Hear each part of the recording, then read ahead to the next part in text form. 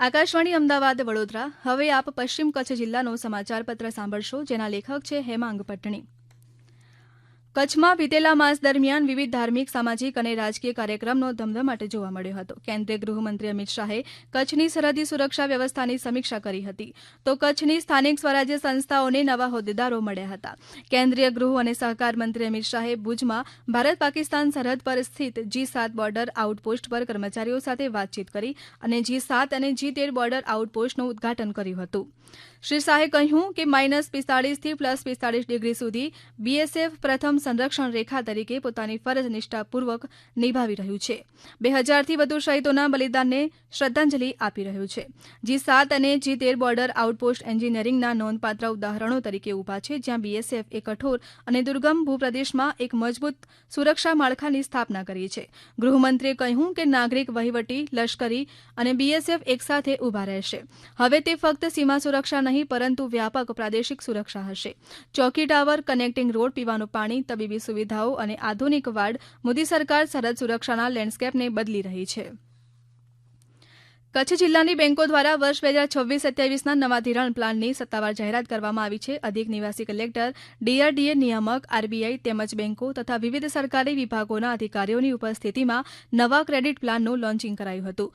2025-26ના નાણાકીય વર્ષની તુલનાએ 33.10%ના વધારા સાથે 2026-27ના નાણાકીય વર્ષમાં કચ્છની બેંકો 242.18 અબજનું ધિરાણ આપશે, તેવો લક્ષ્યાંક નિર્ધારિત કરાયો હતો. દર વર્ષની જેમ આ નવા ધિરાણ લક્ષ્યાંક પ્લાનમાં 25.84% હિસ્સો કૃષિ ક્ષેત્રનો રખાયો છે. લઘુ મધ્યમ ઉદ્યોગો અને માળખાકીય સુવિધાના વિકાસને અગ્રતા આપતો દર જળવાયેલો રખાયો છે. ભુજ સ્થિત ઇન્ડિયન રેડક્રોસ સોસાયટી સંચાલિત અમરબાઈ ભીમજી કરશન રાઘવાણી બ્લડ સેન્ટરને national accreditation board for hospital and healthcare પ્રોવાઇડર્સની માન્યતા પ્રાપ્ત થતાં કચ્છ માટે ગૌરવની ક્ષણ સર્જાઈ છે.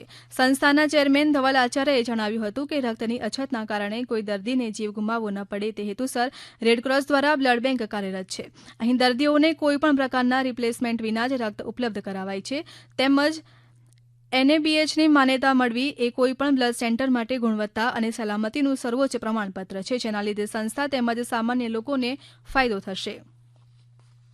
સમગ્ર રાજ્યની સાથે કચ્છમાં પણ પર્યાવરણ દિવસની ઉજવણી કરવામાં આવી હતી. અંજાર તાલુકાના સતાપર ગામમાં ગોવર્ધન પર્વત ખાતે ઉચ્ચ અને ટેકનિકલ શિક્ષણ રાજ્યમંત્રી ત્રિકમ છાંકાના અધ્યક્ષસ્થાને વિશ્વ પર્યાવરણ દિવસની કચ્છ જિલ્લા કક્ષાની ઉજવણી કરવામાં આવી હતી.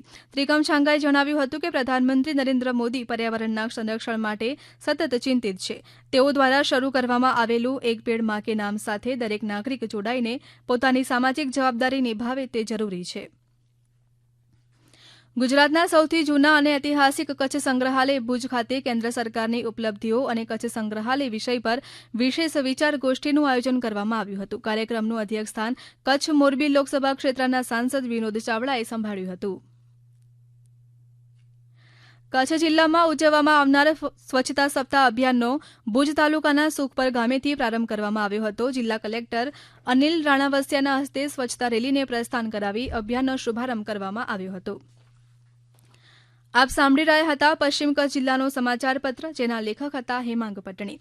પ્રસારણ આકાશવાણીના અમદાવાદ વડોદરા કેન્દ્ર પરથી કરવામાં આવ્યું.